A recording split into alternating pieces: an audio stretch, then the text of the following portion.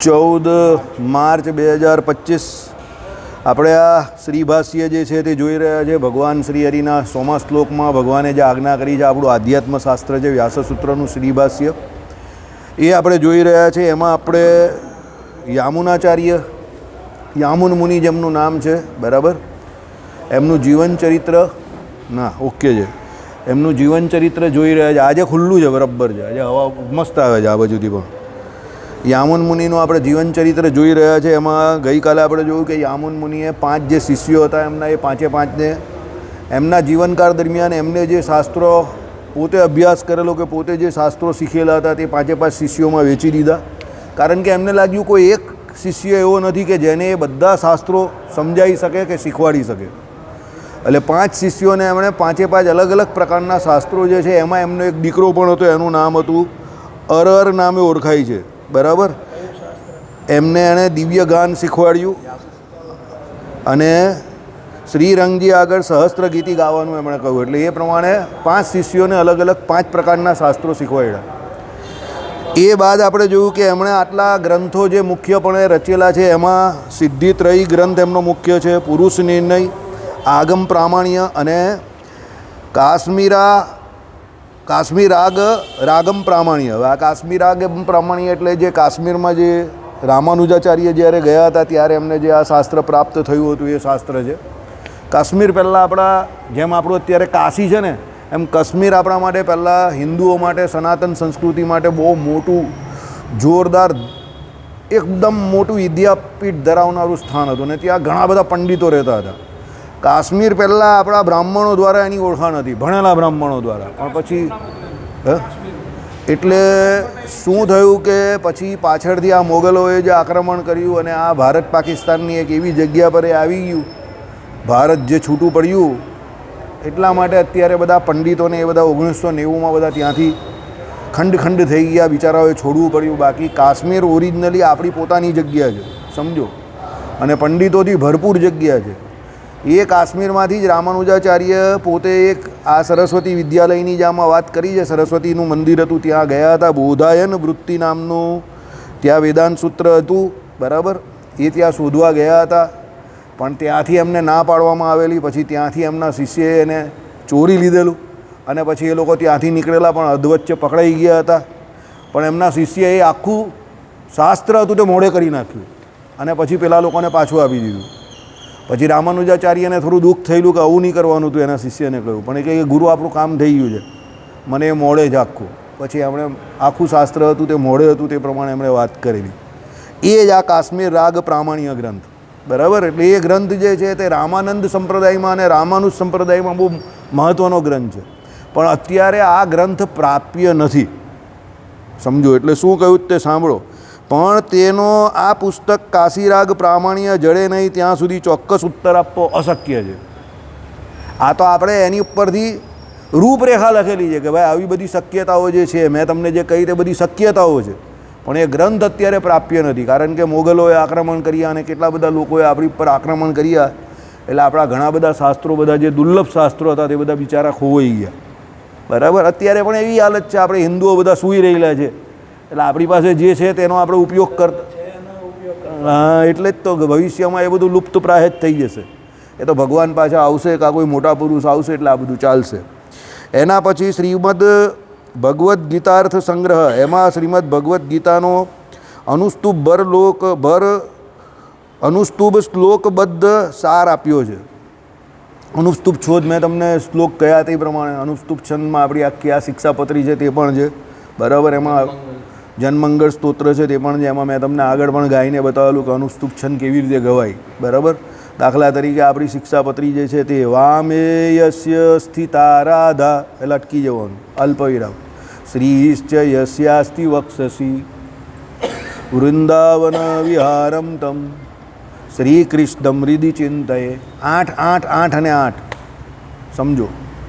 એમ કરીને કુલ 32 શબ્દો થાય, બરાબર. આ અનુસ્તુભ છંદની ગોઠવણ છે. સૌથી સરળમાં સરળ ગાવા માટે, છૂટું પાડીને નામાં કોઈ સામાન્ય વ્યક્તિ પણ 2 વખત રાગમાં જોઈ લે તો શીખી જાય. સૌથી સરળમાં સરળ છંદ ગાવા માટે. એટલે આપણા મોસ્ટલી જેટલા પણ શાસ્ત્રો બનાવેલા છે તે બધા અનુસ્તુપ છંદમાં વધારે છે, તમે જોઈ લેજો. બરાબર. શ્રી કૃષ્ણ શ્રી વાસુદેવ આપણું જનમંગળ જે છે, જનમંગળ છે ને, તે પણ અનુસ્તુપ છંદ છે. નારાયણ કવચ પણ અનુસ્તુપ છંદમાં છે, સમજો. બરાબર. નારાયણ કવચ જે છે ને તે પણ આખું અનુસ્તુપ છંદમાં છે.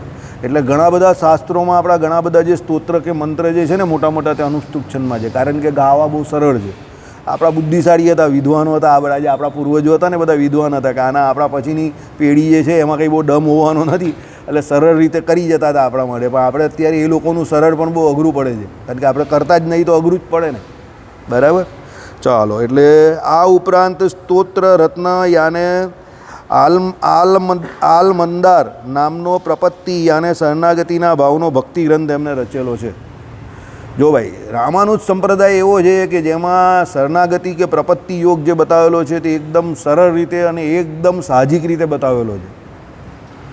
એને સરળ રીતે સમજાવેલો છે અને બહુ નિખાલસતાથી એમાં જીવ જે છે એને પરમાત્માની શરણાગતિ સ્વીકારવાથી જેનું મોક્ષ થાય છે એ પ્રમાણે એમાં કહેવામાં આવેલું છે. કોઈ પ્રકારની કોઈ પણ દાદાગીરી નહીં.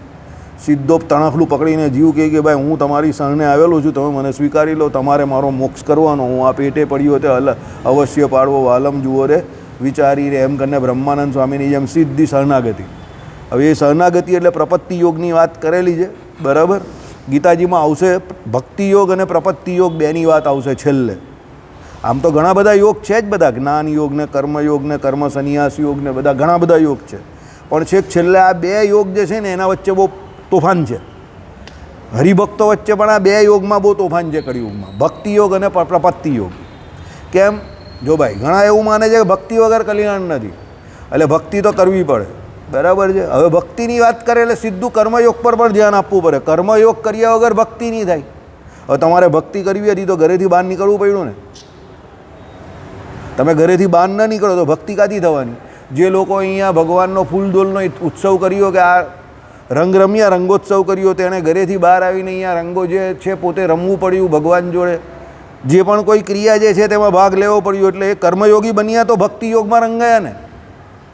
એટલે કોઈ ભક્તિ યોગની વાત કરે તો કર્મયોગી એને ઓટોમેટિક બનવું પડે, સમજો. કારણ કે ઉપાસના કાંડ જે છે આમાં આવ્યું એ પ્રમાણે જ્ઞાન કર્મ સમુચ્ચય વાત છે આખો. એટલે તમારે ઉપાસના એટલે ભક્તિ કરવી હોય તો કર્મયોગી બનવું પડે. આળસુ માણસથી કંઈ ના થાય. આળસુ બેઠો બેઠો કરે તો બગાસા ખાયા કરે, સમજો.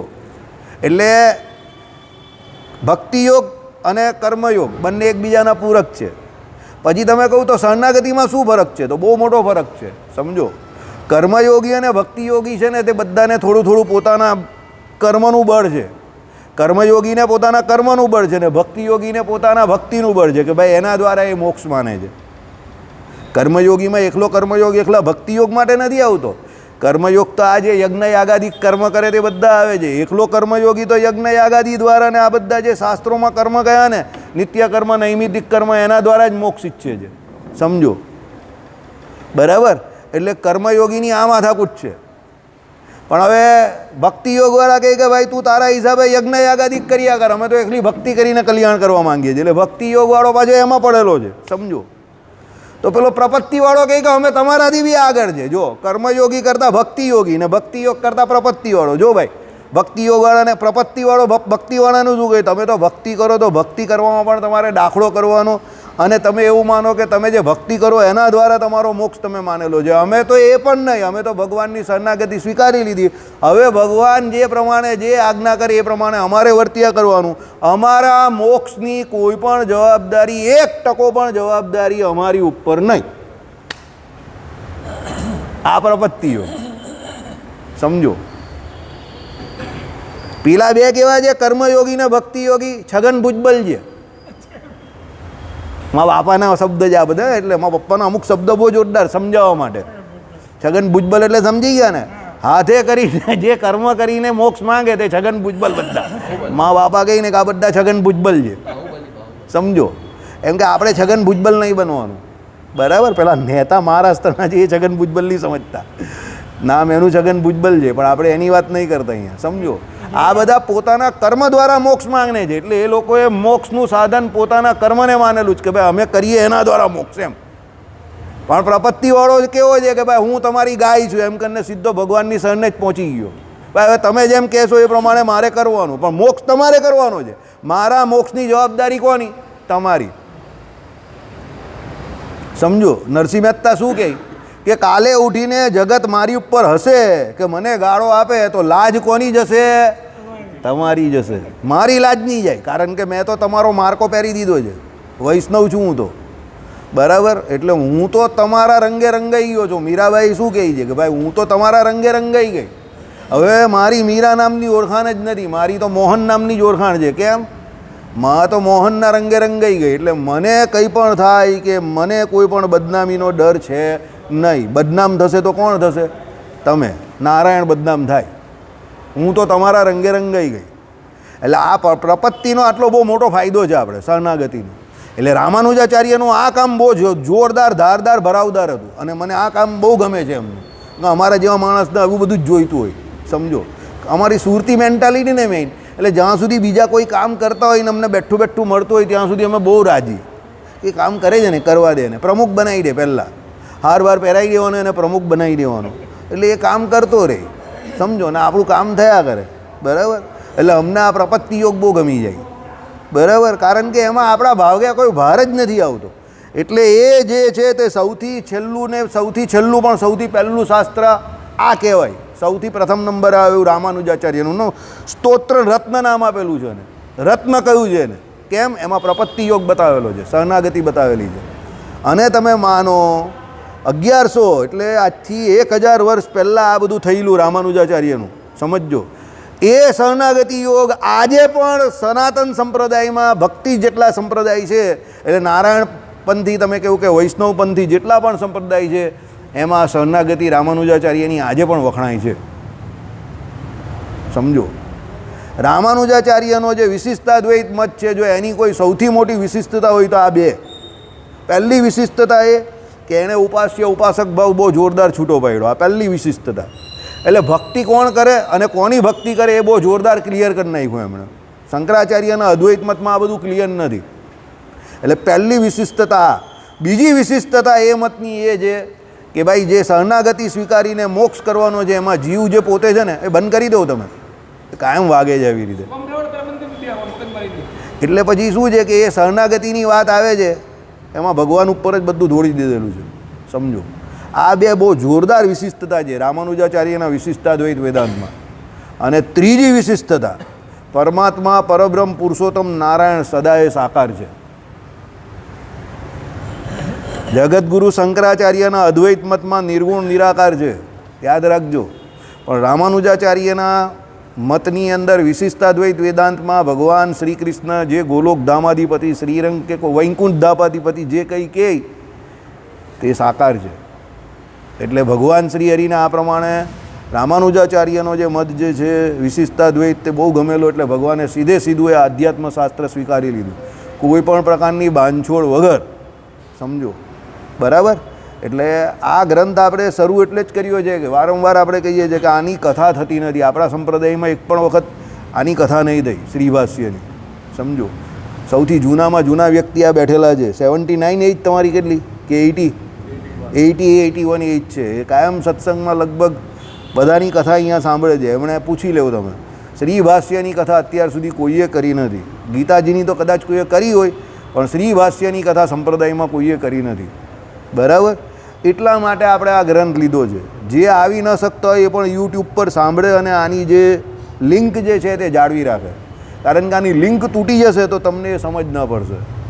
આપણા સંપ્રદાયનું ચોખ્ખું ઘી કહીએ ને તે આ છે. આના વગર તમને આપણા સંપ્રદાયનું આધ્યાત્મિક શાસ્ત્ર સમજાય નહીં ને નહીં સમજાય. અને સંપ્રદાયના 80થી 90% લોકો જે આપણા આધ્યાત્મિક શાસ્ત્રમાં માર ખાઈ જાય છે અને ભલતા જે આપણા શાસ્ત્રોની વાત કરે છે અને સ્વામિનારાયણ ભગવાનના જે કોઈ વધારે પડતા ખોટા મહાત્મયને બહાર ગાય છે, જેને કારણે સંપ્રદાય અત્યારે બહુ બદનામ છે. ખોટા મહાત્મય, શાસ્ત્રોક્ત મહાત્મય ભગવાનનું ભગવાનને રીતે હોય તો બરાબર છે. એટલે આપણું ઓરિજિનલ જે આ તત્વજ્ઞાન જે છે રામાનુજ વેદાંત, એને પાકું તમે કરો તો તમને સ્વામિનારાયણ ભગવાનનું જે આધ્યાત્મિક શાસ્ત્ર આપણા સંપ્રદાયનું જે છે તે બહુ સરળતાથી સમજ પડી જાય. એ કોઈ સમજતું નથી એટલે પછી ગડબડ થાય છે. સમજો, બરાબર. કહેતા મને પણ બહુ દુઃખ થાય છે. હું કંઈ આપણા સંપ્રદાયનો કે ઈષ્ટદેવ સ્વામિનારાયણ ભગવાનનો વિરોધી નથી, ઘણા લોકોને એવું કે ભાઈ આમ આ ભાઈના મોઢેથી વિરોધની વાત જ નીકળે છે. હું આપણા સંપ્રદાયનો જ માણસ છું અને નિશ્ચય પણ મને સ્વામિનારાયણ ભગવાનનો જ છે અને હું ધ્યાન ભજન ઉપાસના પણ ઘનશ્યામ મહારાજની જ કરું છું. સમજો, ભગવાન તો સાચા જ છે, કોઈ તકલીફ નથી, પણ જે લોકો દ્વારા અત્યારે આ બધું મેનેજમેન્ટ થાય છે અને સંપ્રદાયનો જે પ્રમાણે જેવો સાચો પ્રચાર પ્રસાર થવો જોઈએ જે જગ્યા ઉપરથી એ થઈ નહીં રહ્યો, એટલે આ બધા પ્રોબ્લેમ્સ આવે છે. પછી ખોટી ખોટી જગ્યા પર આપણે આપણી શક્તિ જે છે ને એને વેડફી રહેલા છે. બધા આંદોલનો કરીએ ને પછી બધી જાહેરાતો કરીએ ને આનો વિરોધ કરીએ ને પેલાનો વિરોધ કરીએ ને બધી ખોટી ખોટી એનર્જી વેસ્ટ કરીએ છીએ. આ કામ કરવાનું છે તે કોઈ કરતું નથી. બરાબર, 25 વર્ષ સુધી આ હરિપ્રકાશ શાસ્ત્રી જેવા 50 શાસ્ત્રી જે કોઈ હોય તે સંપ્રદાયના મૂળ જે 8 સત્શાસ્ત્રો છે તે અને આ 2 ગીતા ભાષ્ય અને રામાનુજ ભાષ્ય એની કથા વાર્તા કીર્તન કરવા માંડે, 25 વર્ષ પછી સોના જેવો સંપ્રદાય નહીં થાય તો મને મળવા આવજો. જાઓ, આઈ ગેરંટી યુ, સંપ્રદાય સોના જેવો થઈ જાય, બધો બંધ નીકળી જાય. 8 સત્શાસ્ત્રની જ કથા વાર્તા કરવાની.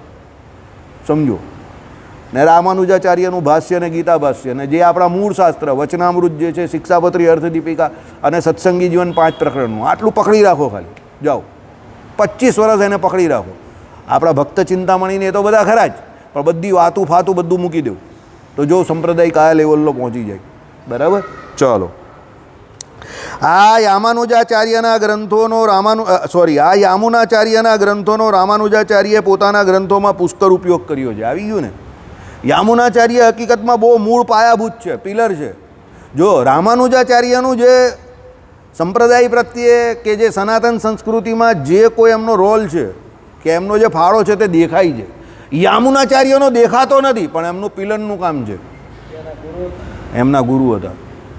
સમજો, એમનું પિલરનું કામ છે. મકાનમાં તમે મોટું મકાન બાંધો 10 માળ 20 માળની બિલ્ડિંગ, તો બિલ્ડિંગ તો બહુ ઉપાડી દેખાય પણ પિલર દેખાય નહીં. પણ એ પિલર પણ નીચે એટલો જ ઊંડો હોય અને એટલો મજબૂત હોય તો એ 20 માળની બિલ્ડિંગ ટકેલી હોય.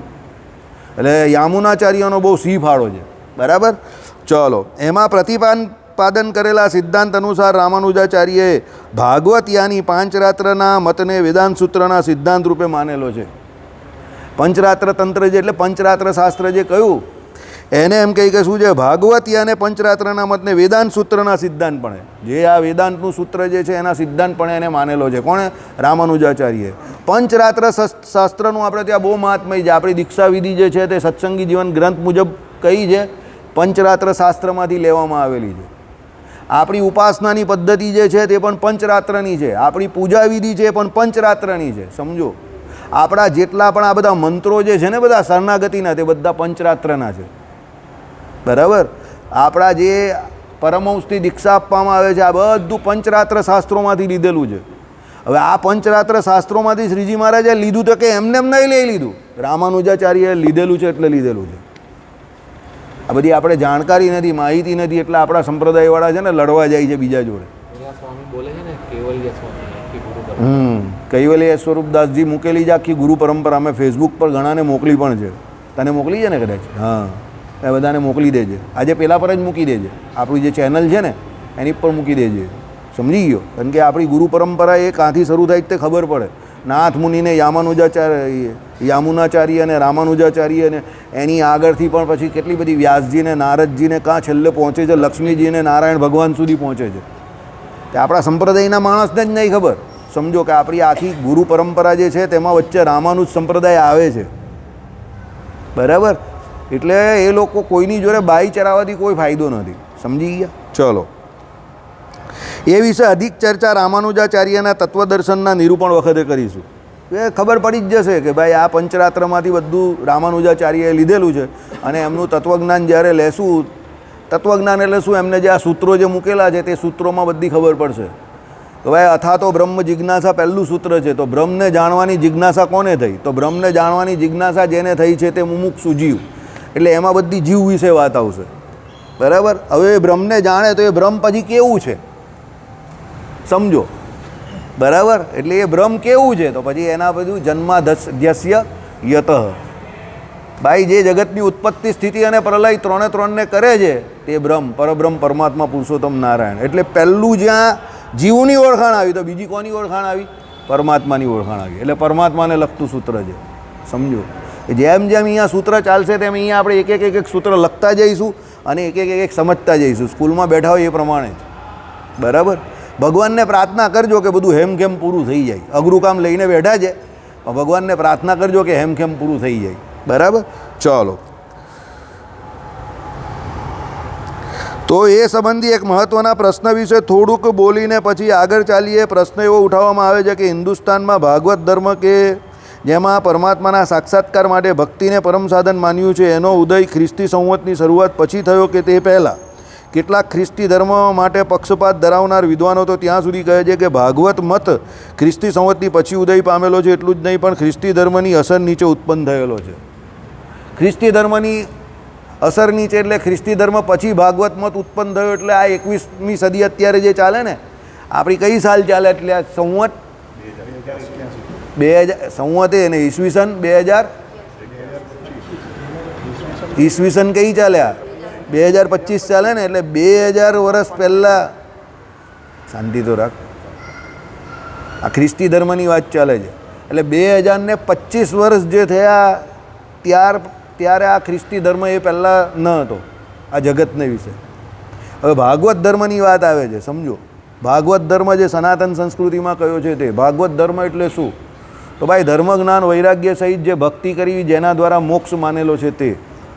હવે સમજો, ખ્રિસ્તી સંસ્કૃતિ કે ખ્રિસ્તી સંપ્રદાય જે કોઈ છે, બરાબર, ઈસુ ખ્રિસ્તની વાત કરીએ આપણે, તો એને તો ખાલી 2025 વર્ષ થયા છે. તો કોઈ એવું કહે કે ભાઈ તમારો જે ભાગવત ધર્મ જે છે તે ખ્રિસ્તી ધર્મના અસર હેઠળ જ છે કે એના પછી જેની સ્થાપના થઈ છે, તો એ ખોટી વાત છે. કારણ કે 5000 વર્ષ પહેલાં તો 5200-5500 વર્ષ પહેલાં તો આપણે વ્યાસજીએ રચેલા ગ્રંથો કે મહાભારતની ને આ બધી વાતો આવે છે. ના, આ તો 2000 વર્ષ થયા, તો ઓલરેડી 3500 વર્ષ તો આપણે આમ જ આગળ છે. પણ ત્યારે પણ આપણે કંઈ વ્યાસજીએ તો વેદો જે છે એનો વિભાગીકરણ કરેલું છે. આપણી સંસ્કૃતિ તો અનાદિ છે. એ શ્રી કૃષ્ણ, એક મિનિટ, વચ્ચે નહીં બોલો પ્લીઝ. તમને લોકોને હજુ પણ કહું, વચ્ચે ના બોલો. લિંક તૂટી જશે, you will be a loser. એ ભગવાન શ્રી કૃષ્ણની હયાતીના પુરાવા આપે છે ને વ્યાસજીના. પણ આપણી સંસ્કૃતિમાં તો એ પહેલાં રામ અવતાર પણ થયો છે. તો રામ અવતાર થયો એને તો કેટલા લાખો વર્ષ થઈ ગયા.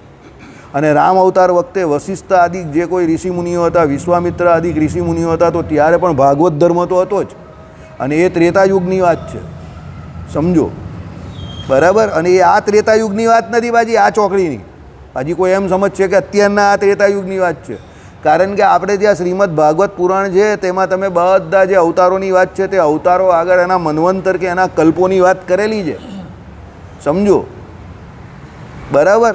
હવે એ મન્વંતર અને કલ્પોની વાત કરેલી હોય અને ભગવાનના અવતારોની વાત કરેલી હોય અને એ ભગવાનને ભજનારા ભગવાનના ભક્તોની વાત કરેલી હોય, તો એ ભાગવત ધર્મ આપણે ત્યાં કેટલો જૂનો છે, અનાદિ છે, એ જોઈ લો. આઈડિયા આવી ગયો તમને? એટલે તમને કહું, વચ્ચે ન બોલો. હું જે કહેવા માગું એને શાંતિથી કહેવા દો, સમજો. બરાબર. હું કોઈ દિવસ એમ નહીં કહેતો કે તમારી જાણકારી મારાથી ઓછી છે કે વધારે છે, એ બાબત નથી. પણ હું તમને શું કહેવા માગું છું કે હું જે કહેવા માગું એને મારા સમય પર કહી દેવા દો. બરાબર. કારણ કે આમાં જે એમ કહ્યું છે કે ખ્રિસ્તી ધર્મના અસર હેઠળ જો ભાગવત ધર્મ હોય, તો આપણો સનાતન ધર્મ તો બહુ જૂનો છે. કલ્પભેદની વાત કરો તો કેટલા કલ્પો જૂની આપણે ત્યાં બધી કથા વાર્તાઓ લખેલી છે આપણા પુરાણ આદિકમાં. એમાં શ્રીમદ ભાગવત પુરાણ તો સૌથી જાણીતું છે, પણ નૃષિ પુરાણ કે નારદ પુરાણ કે બીજા જે કોઈ પુરાણોની વાત કરીએ આપણે, વારાહ પુરાણ કે આ બધા પુરાણો તો આપણા કેટલા બધા જૂના છે. અને એ બધા પુરાણોમાં કલ્પભેદે કરીને ભગવાનના ચરિત્રોની વાત કરેલી છે, અવતારોની વાત કરેલી છે. અને એ અવતારને ભજનારા ભગવાનના ભક્તોની વાત પણ કરેલી છે. તો ત્યારે પણ એ ભગવાનનું ભજન કરનારા ભક્તો અને ભગવાનના અવતારો હોય, તો ભાગવત ધર્મ આપણે ત્યાં અનાદિ છે, આજકાલનો નથી. સમજ પડી ગઈ? આ તમને સમજાવવા માટે હું વાત કરું છું. બરાબર. ચાલો.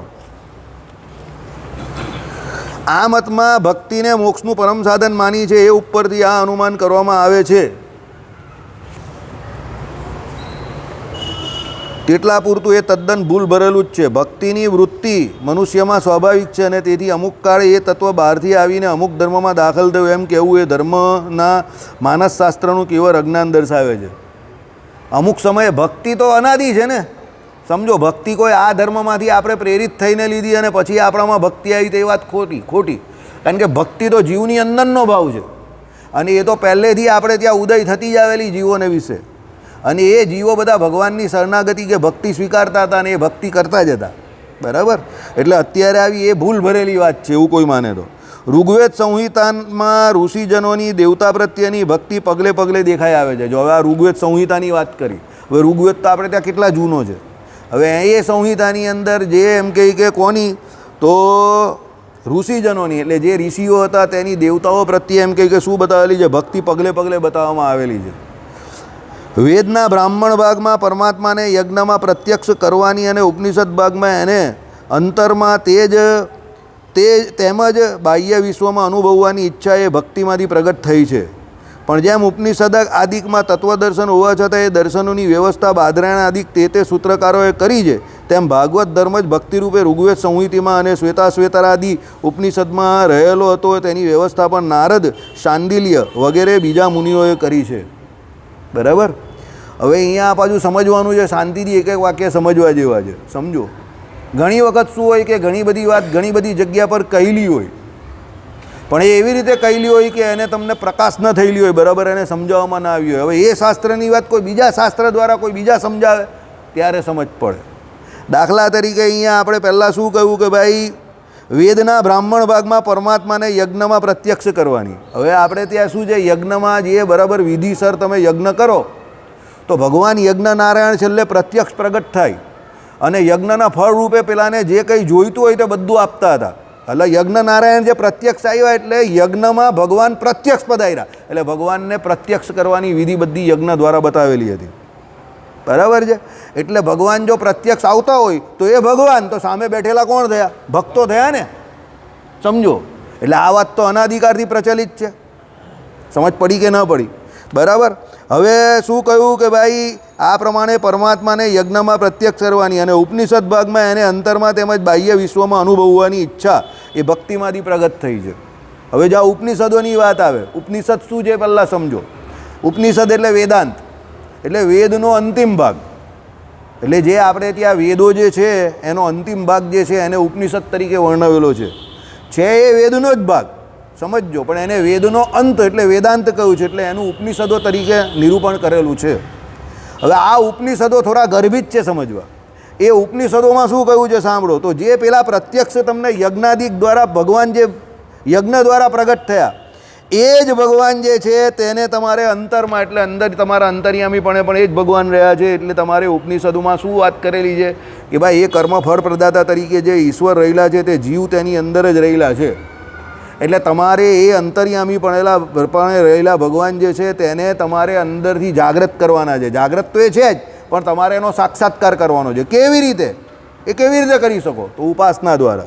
આપણે સામે આવ્યું એ પ્રમાણે કે ભાઈ અંગુષ્ઠ પરિમાણે ભગવાન રહેલા જ છે દરેક જીવની અંદર, હૃદયને વિશે. આ અંગૂઠા જેટલા દર્શન આપે છે. બરાબર છે? હવે જ્યારે એ જીવ ઉપાસના કરે ત્યારે એને દર્શનની પ્રાપ્તિ થાય. રહેલા તો છે જ, પણ ઉપાસના કરે ત્યારે એને ભગવાન અંગુષ્ઠ પરિમાણ દર્શન આપે, એટલે અંગૂઠા જેટલા આટલા રૂપમાં દર્શન આપે.